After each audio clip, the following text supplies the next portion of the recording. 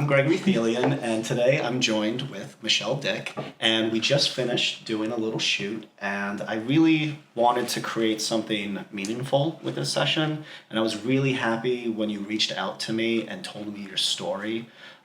Michelle is a Previvor of cancer, and I would just love it if you could just share with everybody exactly what that is. Sure. And what you've been through. So a Previvor is different than a survivor. A Previvor is someone who decides to have surgery before they get cancer because they're at a higher risk for cancer. Yeah. And most of them are women, and they choose to have their breasts removed with a double mastectomy, and they do other female reproductive surgeries. My breast journey started shortly after I had my daughter 17 years ago. I found a lump, I went to the doctor, and I had a lumpectomy, and it was non-cancerous, all was good, and everything was fine. But then I would notice I had more and more lumps in both breasts. So back I would go to the oncologist, and they were cystic. No worries, you have needle aspirations where they take a needle, they basically take all the fluid out, and you're good to go. But then more would come and more would come and more would come. So over a span of like 10 years, I would just keep going back and forth to the doctor and having needle aspirations and biopsies and MRIs and a whole bunch of procedures done on my breasts. Finally, one day, my surgeon said, it's time. I want to, if you think about a cyst, it's like a water balloon. Mm-hmm. So you remove the water, but you still have the balloon part. And she said, I need to test the balloon part. So I said, sure, let's go for it. How do you do that? Yeah. She's like, well, I'm going to remove your nipples. Wait, what? You're going to do what? I'm going to remove both nipples. I'm going to remove the water balloons, if you will, from both breasts, test them. But don't worry, I'll put your nipples back on. Okay, great, thanks. And we'll see what comes of it. So she removed 4 things from each breast, and each one had precancer. So my option was to possibly go for a double mastectomy, but insurance denied it because no one in my family had breast cancer. They wouldn't even let me do the BRCA testing to see if I was a higher risk because insurance said no one has cancer in your family, so you don't need it. Now it's a ton of money, so instead of just doing a simple test, they put me on a chemo pill for 8 months. And during that time, although it said not to have many side effects, I did. My hair began to fall out, mood swings, irritability, cranky, which, sometimes I am to begin with, but this was worse. So it's hard to tell if that was exactly. But in all seriousness, I just felt really awful on it. And one day I was at the computer and always feeling for new lumps, and there was a new one. Now, the pill was supposed to slow them down and possibly stop them. Yeah. And I was like, oh, that's not good. And then I felt my other breast, and I just was consumed with these lumps. And I finally made a decision that, you know what, I don't care if insurance is going to cover it or not. I'm going to elect to have a double mastectomy. I went back to my surgeon who, thank God, listens to me and listens to my body and said, okay, slow down. Let me do some testing. Let me see what's going on. I'm sure it's not as bad as you think, but we'll make a decision then. And she did another sonogram and really was blown away. Both of my breasts were just filled with cysts. They were so swollen and overwhelmed with these cysts that were supposed to stop with the chemo pill. So immediately I stopped the chemo pill, and she said, look, I'm going to put in for a double mastectomy, and if they don't approve it, we'll cross that bridge. Well, within 12 hours, insurance approved it. And that's how I knew, okay, so it's serious now. Yeah. And this was without a BRCA test? Oh, no BRCA test whatsoever. I had a breast MRI, sonogram, and ultrasound, and of course mammograms. But cysts don't show up on mammograms. So, and like I said, the casings, if there are issues in it, don't show up on mammograms. So the best thing is a breast MRI, which insurance companies also don't like to pay for because it costs a lot of money. They don't want to pay for anything. No. So now the decision is, do you prophylactically cut off your breasts, or do you not? And for me, there was no doubt whatsoever. It was, let's cut them off. Before the cysts grew back, I was about a 50% chance to get breast cancer in the next 5 years. And then when it grew back, they said I was between an 85 and a 90% chance that I was going to get breast cancer. So like my question to you is, if someone said to you, okay, if you cut off X body part, you will not get breast cancer. I mean, you'll not get cancer in that body part. Yeah. But if you don't, we're going to sit and we're going to wait and we're going to watch you, but you're probably going to get it. What would you do? I would probably just chop it off. And that's what I did. Yeah, because when you have that much of a risk, when you're at like 95%, this is going to become cancerous.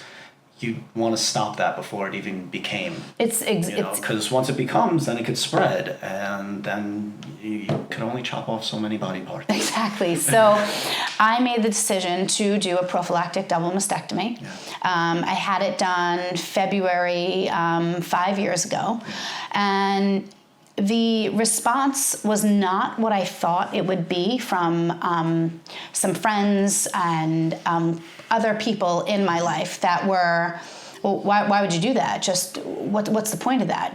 That's you're putting yourself and you're doing this big surgery, and it's stop with the attention and stop trying to do this. You don't have cancer, so don't worry.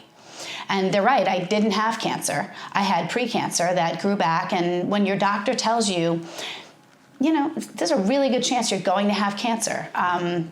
I chose not to wait. I wanted to be here at the time to be a healthy mom for my daughter, who's now 17, but she was 12. Yeah. And I wanted to see her graduate high school, and I wanted to see her, get married, and all those life events that I was very afraid cancer would take away from me. Yeah. So I had the double mastectomy, and during the surgery, they put in expanders, which are these hard pieces of plastic that they fill with a little bit of fluid. And then every 2 weeks after your double mastectomy, they fill them with fluid. And they fill them until the desired size that you want. Then you get to have another surgery where they take the expanders out, they put the implants in, and you should be pretty good to go. Yeah. Unfortunately, that didn't work for me. During my time I had the expanders, I did too much. You're really supposed to be very careful. You're not supposed to be using your arms, lifting, laundry, cleaning, all that good stuff. And remember, you were telling me that, and you didn't have the support at the time that you needed. And I did way too much, and my expander slipped towards my armpit. So I had to have my reconstruction a little bit earlier. Yeah. And woke up from the reconstruction feeling much better, much less pain, but still there was something wrong with that side. And for a year, the doctor would listen to me, and they were fantastic. And it was, let it heal, massage it, do this, do that, and I tried everything. And after 3 years, I couldn't use my right side. I couldn't open doors with my arm. I couldn't hold my pocketbook. I couldn't lift things with this side. And it got to the point that back to the surgeon, the plastic surgeon, I would go.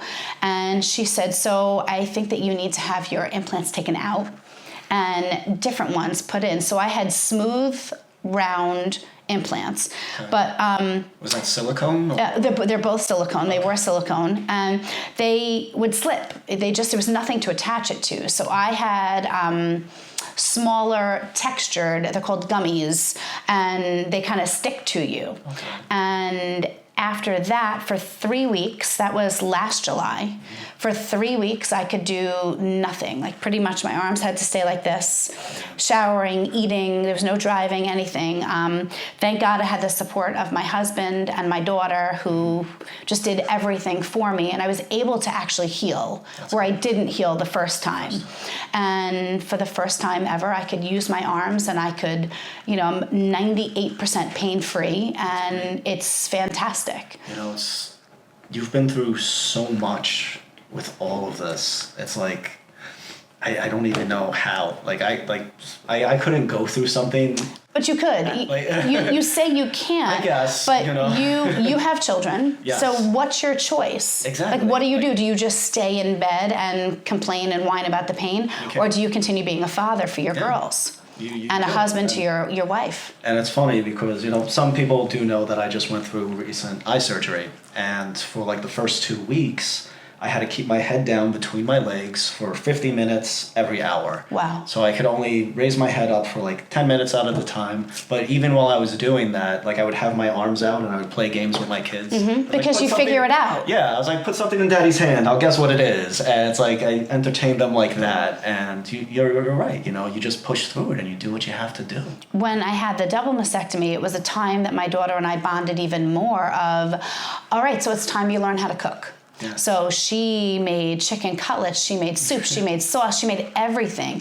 I couldn't, for almost 2 years, I couldn't cut a carrot. If you think about the pectoral muscle you need to cut things, I couldn't do it. So she did everything. Yeah. Even during the healing process of eating dinner and cutting your basic food, you know, I couldn't do.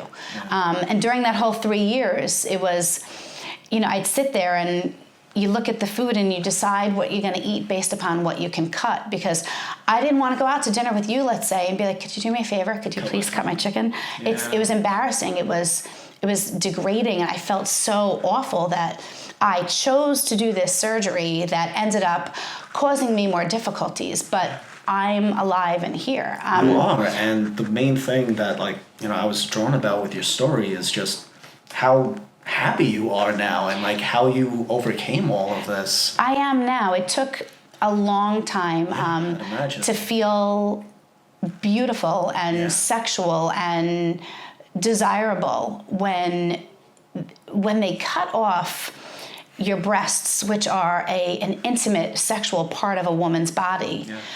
And I did what's called nipple sparing mastectomy. So I kept my nipples.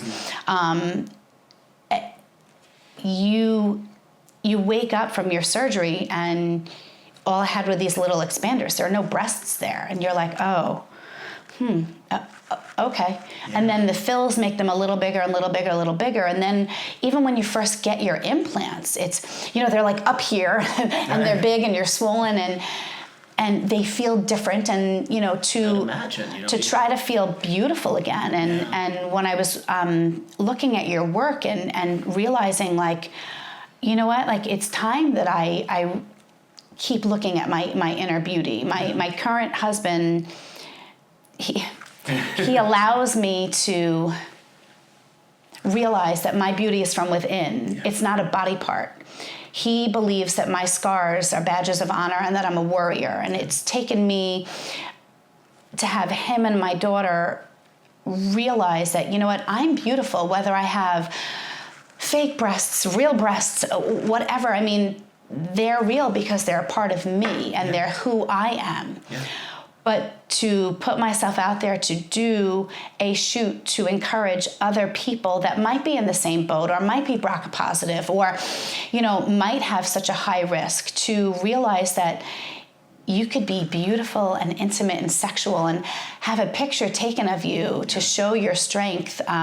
There's a whole group of women out there that are Previvors, and we're the people that are the quiet group, because you have a survivor that hears the words, I have cancer. And I've never, and I've said this for 5 years, I've never wanted to disrespect someone who has heard the words, you have cancer. Yeah. Because what they're going through is a whole nother battle and a whole nother war. And whether they only have to have a lumpectomy or this or that, or have to have radiation and chemo, that's their battle, and that's, you know, theirs to deal with. What I went through was my own battle and my own situation that, although people say you chose it, did I really? Because I wasn't waiting for cancer. My husband made me realize years ago that you kicked cancer's ass before it could kick yours. Yeah. And I have very good friends who are survivors. And many of them said, if I had the chance, I would have done this way before if I knew what you knew. Yeah, so you spare yourself going through everything when you do have cancer, you know? For a bunch of years, I did Relay for Life through the American Cancer Society, raising money for all cancers, not just breast cancer, anyone who was affected by it. And very successful at it. I've raised over $25,000 for the American Cancer Society, and something I'm really proud of. And the last year that I did it, which was 2 years ago, when I'm registering, I checked the box as survivor because everyone kept saying, but you have survived your own battle. And I clicked it, and it was very challenging for me because, again, you're not a survivor. You didn't go through. Don't want to disrespect what a cancer survivor has gone through, but I'm a cancer previvor, and have survived all of that. And I got this wonderful invitation to come to a survivor's dinner, and with no harm on the American Cancer Society, it said, if you've ever heard the words, "You've got cancer," you're welcome to attend. And I'm not welcome to attend. Yeah. So I contacted my person through Relay for Life, and I said, I might have been crying just a little bit. I was devastated. It was like a kick to the gut. And I said, so you encouraged me to click the survivor box. I did, and the verbiage you're using excluded me. Yeah. So I respectfully declined the invite. I will not be a part of it. I will still be a part of the American Cancer Society, and I will still raise money, but I won't be coming to the dinner. And she's like, please come. And I said, I would like you to give me a contact number of someone else I could speak to, and let's begin to do something about it. And she gladly gave me the name, and it took about a year working with the American Cancer Society. They have changed the verbiage on their nationwide, I lost the word. Nationwide materials. Thank you. Materials. And last year was the first ever Previvor lap at an American Cancer Society Relay for Life, which I spoke at and I walked proudly. And we're going to continue explaining what a previvor is. You know, most people, you hear survivor, you know they've survived something, but a previvor is like, oh, well, you chose to do that, so it's not a big deal. But when you hear the big deal that it is, it's something that should be honored and it should be respected the same way the survivors should be honored and should be respected. So I begin to make change any way I can. And this, when you said, hey, let's do this shoot, let's explain what a previvor is, let's explain what you're doing and why you're doing it. And I said, all right, well, let's do it. And that's why we're here today, and that's what we're doing. And, you know, I can't thank you enough for, you know, first educating me about what this is and everything you've been through, and, you know, hopefully educating others through this video. I just want everyone to think for a second, though, if you could beat cancer, would you? And not everyone would. Some people, it's tough. It's a huge undertaking. Thing. You know, like, if I had, God forbid, like testicular cancer, you know, would I, you know, get it removed? Would I do that surgery? And it's like, you could say it, testicle. It's okay. Yes. It's like, yes, I would get my testicles removed if I knew it was going to become cancerous. I don't want to put my family through what that would be, that process. Right. I'd stop that, you know. So it's like, because they're intimate body parts, it's taboo. It is. You know, and for me, it's just saying breast cancer. Like, it's okay. You can say breasts, you can say testicles, you can do all of those things, you can say all of those things, but to sit and realize that you can prevent cancer if you're at risk. I'm not saying people should go to their doctor and say, listen, I want to cut my breasts off when there's no reason to. I don't wish for anyone to. After you described this to me, you know, I did some research, and I know that there are some people out there who have like a family history of it. So before even like getting checked, before getting like any testing, they just like, I don't even want to bother and get it removed. Sometimes they find out that, you know, they weren't going to be, you know, cancerous. So it's definitely a tough decision to make. And it's something that you should reach out to others to educate yourself and to learn, so you can make the best decision that's right for you and your family. And that's always what I tell people. If people were going through something similar like you, where could they go? Well, first of all, the first place I would go to is your doctor, which sounds silly, but you need doctors that listen to you and understand where you're coming from. If you have a doctor that's not listening or you don't get that good vibe, find another. Don't worry about upsetting them. It's your job to advocate for yourself. There are not a lot of places that you can go for previvors. I have found a couple of groups on Facebook that have been really supportive, but it's you think of Angelina Jolie. She's the first one that you heard of that tested positive for the BRCA gene, and she cut her breasts off. But I can't call her up and say, like, hey, what's going on? So ask your doctors. Are there other people that you know that have done this? Are they willing to talk? Who can I reach out to? There's plenty of organizations that don't even realize they have Previvors, and there are people like me who will talk to you and will share my story. And I can't tell you what's best for you, though. That I will tell you. I can only tell you what worked for me. Yeah. And you have to make that decision. And that's the really hard decision. Yeah. But I will say, if you have a family member that decides to do a prophylactic double mastectomy, please be supportive of them. Please help them. And don't ask them, what can I do? Just do something. Cook them a meal, clean their house, do their laundry, vacuum. Vacuuming is near impossible to do after a double mastectomy. Go out there and do something, and don't just do it a week or two after. It took me 8 weeks to get back to work, and even then I was still in pain. So it's the 6 to 8 weeks afterwards, excuse me, that you need to keep reaching out and keep helping. I had a real wonderful support system in my friends who drove me to my doctor appointments because there's no driving for like 5 or 6 weeks, who, took me food shopping, who, helped me out, excuse me. Sorry, I could not have gotten through it without my friends. Yeah. It's the point of, even a year later, when you mourn your breasts that are gone and you realize, this is game changing, you need that support. So always be supportive of them the same way you would want someone to be supportive of you. Exactly. It's a big thing, is just really being there for your friends. And it does tease out who your real friends and who your real family are. I'd imagine. I know you mentioned that there was several people who said that you did this to yourself. That was a big thing. You chose to do this. You're just begging for attention. Yeah. And it's horrible. It's horrible that you had to go through all of that, and it's fantastic that you actually did find the support and the help. It's it really showed me who my friends were, and who really supported me and who really loved me.